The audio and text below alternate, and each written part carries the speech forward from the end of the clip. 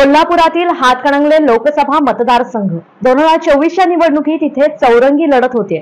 महायुतीकडून विद्यमान खासदार धैर्यशील माने यांना उमेदवारी देण्यात आली आहे, तर महाविकास आघाडीचे उमेदवार सत्यजित पाटील हे आहेत। एकला चलोरेच्या भूमिकेत स्वाभिमानी शेतकरी संघटनेचे राजू शेट्टी आहेत आणि वंचित आघाडीकडून डीसी पाटील यांना उमेदवारी देण्यात आली आहे। चौरंगी लढत हातकणंगलेसाठी होते, परंतु म्हणावा तसा तितकासा हा सोपा प्रवास नाहीये कोणत्याच उमेदवारासाठी। मतांची जात विभागणी या ठिकाणी होते। विधानसभेची तयारी आणि विकास कामांची केलेली पूर्तता यावरच मतदार येथील खासदार निवडून देतात। त्यातच शिवसेना आणि राष्ट्रवादी काँग्रेस यांच्यात पडलेली फूट, त्यामुळे मतदार राजा कोणाच्या पारड्यात ही खासदारकी देतो हे पाहणं उत्सुकतेचं आहे। त्याआधी आपण पाहूयात या मतदारसंघाची राजकीय पार्श्वभूमी। हातकणंगले लोकसभा म्हणजेच पूर्वीचा इचलकरंजी लोकसभा मतदारसंघ। कोल्हापूर सांगली जिल्ह्याचा कृष्णा पंचगंगेचा ऊसपट्टा या मतदारसंघाचा प्रमुख भाग आहे। तसंच महाराष्ट्राचं मँचेस्टर म्हणजेच इचलकरंजी शहर, साखर कारखाने, शेतकरी वर्ग मोठ्या संख्येने येते। पण इचलकरंजी शहर वगळता इतर कोणत्याच ठिकाणी नोकऱ्यांची संधी नाहीये। पिण्याच्या पाण्याचा प्रश्न आजही तसाच आहे आणि ऊस उत्पादक शेतकऱ्यांच्या ऊसाचा दराचा मुद्दा हा इथला महत्त्वाचा प्रश्न आहे। पूर्वी या मतदारसंघाचं नाव होतं इचलकरंजी। 2009च्या पुनर्रचनेनंतर हातकणंगले म्हणून हा मतदारसंघ ओळखला जाऊ लागला। अनेक वर्ष काँग्रेस आणि पुढे राष्ट्रवादीने या मतदारसंघावर राज्य केलेलं आहे। विशेषतः बाळासाहेब माने, निवेदिता माने आणि त्यांचे नातू आता धैर्यशील माने या माने घराण्याने हातकणंगले लोकसभा वेळोवेळेला जिंकली आहे। या मतदारसंघाला खरी ओळख दिली ती स्वाभिमानी शेतकरी संघटनेनं। शेतकऱ्यांच्या प्रश्नाला सातत्याने राजू शेट्टी यांनी न्याय देण्यासाठी हातकणंगले मतदारसंघात आंदोलनं केली आणि मग त्यांनी लोकसभेत मिळवलेला अनपेक्षित विजय। हातकणंगले मतदारसंघ हा तसा काँग्रेसच्या विचारधारेचा मतदारसंघ म्हटलं तर वावगं ठरणार नाही। 1977 ते 1981 अशा 5 टर्म काँग्रेसच्या बाळासाहेब माने म्हणजेच आताचे विद्यमान खासदार धैर्यशील माने यांचे आजोबा यांनी इथूनच बाजी मारली होती। आणि नंतर देशभर जनता दलाचं वातावरण असताना काँग्रेसचे बाळासाहेब माने यांनी जनता दलाचे काकासाहेब देसाई यांना पराभूत केलं होतं।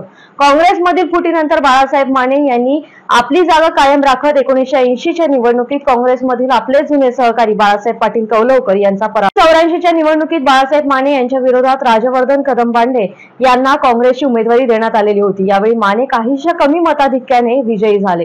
त्यानंतर माने यांची घोडदौड रोखण्याचा प्रयत्न झाला। 1989च्या निवडणुकीतही माने यांना त्यांच्याच पक्षातील विरोधक आणि काही सहकारी साखर कारखानदारांनी शिरोळच्या दत्त सहकारी समूहाचे प्रमुख आप्पासाहेब उर्फ सारे पाटील यांना रिंगणात उतरवले। विजयी माने यांनी सारे पाटील यांचा 73,000 मतांनी पराभव केला होता। 1991च्या निवडणुकीत माने विरुद्ध जनता दलाचे सदाशिवराव सुलतानपुरे अशी लढत इथं झाली होती। त्यावेळी माने यांनी एकतर्फीच बाजी मारली। माने यांना 3,60,679 मतं त्यावेळेला मिळाली। 1996च्या निवडणुकीत मात्र माने यांच्या विजयश्रीत खंड पडलेला दिसून आला। कल्लापना आवाडे हे काँग्रेसचे उमेदवार होते। त्यांना माने यांच्या सूनबाई निवेदिता माने यांनी अपक्ष म्हणून आव्हान दिलं होतं। आवाडे 2,37,510 मतं घेऊन विजयी झाले, तर माने 28,000च्या मतांनी पराभूत झाल्या होत्या। 1998च्या मध्यावधी निवडणुकीत काँग्रेसच्या कल्लापना आवाडे यांनी आपली जागा कायम राखली। यावेळी निवेदिता माने यांनी शिवसेनेच्या तिकिटावर आवाडे यांना आव्हान दिलं होतं। 1999 मध्ये निवेदिता माने यांनी राष्ट्रवादी काँग्रेसच्या तिकिटावर निवडणूक लढवली। यावेळी मात्र त्यांनी 2 वेळच्या पराभवाचा वचपा काढत 3,37,657 मतं मिळवली आणि पुन्हा एकदा विजय माने या घराण्यात खेचून आणला। 2004च्या निवडणुकीत माने यांनी शिवसेनेचे डॉक्टर संजय पाटील यांच्या विरोधात निवडणूक लढवली। त्यावेळी पाटील यांचा पराभव करून पुन्हा एकदा माने यांनीच बाजी मारली, पण पुन्हा खासदारकीचे माने यांचं स्वप्न भंगले ते स्वाभिमानी शेतकरी संघटनेचे राजू शेट्टी यांच्या विजयामुळे। राजू शेट्टी यांचा हा अनपेक्षित विजय राज्यात चर्चेला गेला होता। राष्ट्रवादीच्या निवेदिता माने यांचा 2009च्या निवडणुकीत पराभव झाला आणि त्यांची हॅट्रिक हुकली। पुन्हा 2014च्या निवडणुकीत भाजप शिवसेना युतीचा पाठिंबा घेत राजू शेट्टी यांनी आपली जागा कायम राखली। शेट्टी यांच्या विरोधात काँग्रेसचे कल्लापना आवाडे होते। यानंतर कोल्हापूरकरांना उत्सुकता होती ती शेट्टी यांच्या हॅट्रिकची। शेट्टींच्या स्वप्नांवर पाणी फेरलं ते माने यांच्या घराण्यातील युवा उमेदवारांनी। 2019च्या निवडणुकीत धैर्यशील माने यांनी राजू शेट्टी यांना शिवसेनेच्या तिकिटावर आव्हान दिलं। विजयी माने यांना 5,82,776 मतं मिळाली, तर शेट्टी यांना 4,87,276 मतं मिळाली। या निवडणुकीत महत्वाचा घटक ठरला तो वंचित बहुजन आघाडीचा उमेदवार असलम सय्यद यांना 1,23,151 मतं मिळाली होती। जर त्यावेळी वंचित आघाडीचा उमेदवार नसता तर शेट्टी यांची हॅट्रिक चुकली नसती। हातकणंगले मतदारसंघाचा आजपर्यंतचा राजकीय प्रवास आपण पाहिला, ज्यात माने घराण्याने सातत्याने आपलं वर्चस्व या ठिकाणी प्रस्थापित केले। आता पुन्हा एकदा विद्यमान खासदार माने हा गड राखणार का हे पाहणं सर्वांसाठी महत्त्वाचं आहे आणि त्यामुळेच त्यांच्याकडे सगळ्यांच्या नजर आहे। कारण 2024च्या निवडणुकीत शिवसेनेत पडलेले फूट आणि महायुती या गोष्टी या निवडणुकीसाठी निर्णायक ठरणार आहे।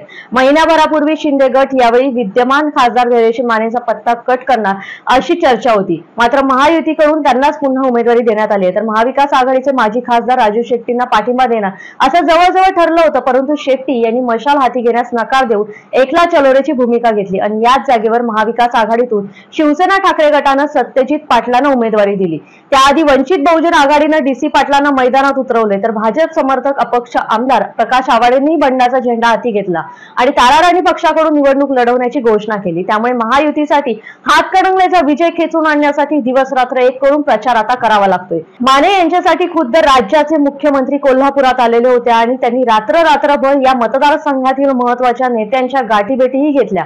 आवाडे यांचं बंड मुख्यमंत्री शिंदे यांनी थंड केल्यानंतर माने यांनी सुटकेचा निश्वास टाकला। त्यामुळेच इचलकरंजीतून आवाडे यांची ताकद माने यांच्या सोबत आहेच, तर शिरोळ तालुक्यातून माजी मंत्री आणि अपक्ष आमदार राजेंद्र पाटील यड्रावकर यांची मोठी ताकद त्यांना मिळणार आहे। तर शाहूवाडी पन्हाळा या तालुक्यातून अपक्ष आमदार विनय कोरे यांची साथही त्यांना मिळणार आहे। त्यामुळे माने यांच्यासाठी ही लढाई सोपी झाली असं म्हटलं तर चुकीचं ठरणार नाही। तर दुसरीकडे हातकणंगले मतदारसंघातील वाळवा आणि शिराळा विधानसभा मतदारसंघाची जबाबदारी राष्ट्रवादी काँग्रेसचे शरद पवार गटाचे प्रदेशाध्यक्ष आमदार जयंत पाटील यांच्यावर आहे। त्यामुळेच निवडणुकीला काहीसा अवधी शिल्लक असताना महाविकास आघाडीने सत्यजित पाटील यांना उमेदवारी दिली आणि खरे तर जयंत पाटील यांचीच या उमेदवारी बरोबर कसोटी लागणार आहे। स्वाभिमानी शेतकरी संघटनेचे राजू शेट्टी हे दिवाळीपासूनच प्रचारात असून गावोगावी ते गाठीभेटी घेत आहेत। त्यांनी यावर्षी ऊस दरासाठी रस्त्यावर उतरून राज्यव्यापी आंदोलन केलं। मतदारसंघात ग्रामस्थांच्या भेटी घेताना शेट्टी यांनी कोणत्याही राजकीय पक्षाची साथ न घेता मैदानात उतरण्याचं जाहीर केलं। हातकणंगले ही जागा शिवसेनेची, त्यामुळे महाविकास आघाडी पाठिंबा देईल अशी त्यांना अपेक्षा होती, परंतु शेट्टी यांच्यासोबत महाविकास आघाडीने खेळी करून आपला नवीन उमेदवार इथे दिला। त्यामुळे शेट्टी यांना शेतकरी वर्ग किती साथ देतो हे पाहणं आता महत्त्वाचं आहे।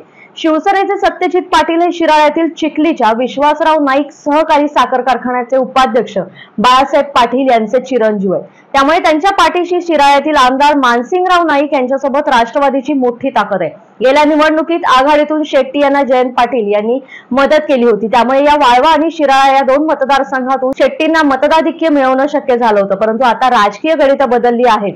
पंचगंगा, वारणा आणि कृष्णाकाठचा मतदार शेट्टी आणि माने या दोघांच्या उमेदवारीमुळे विभागला जाऊन काही अंशी जातीयवादी लढत पुन्हा एकदा इथं पाहायला मिळणार आहे।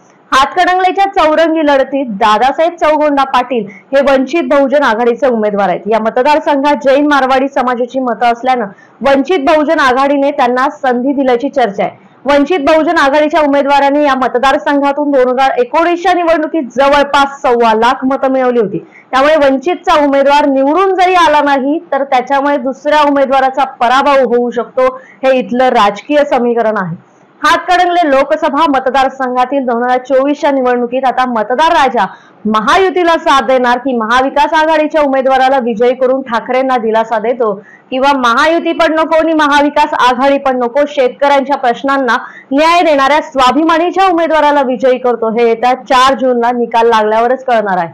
पण हातकणंगलेची लोकसभा निवडणुकीची चर्चा मात्र राज्यात आता चांगलीच रंगलेली आहे, हे आपण पाहतोय।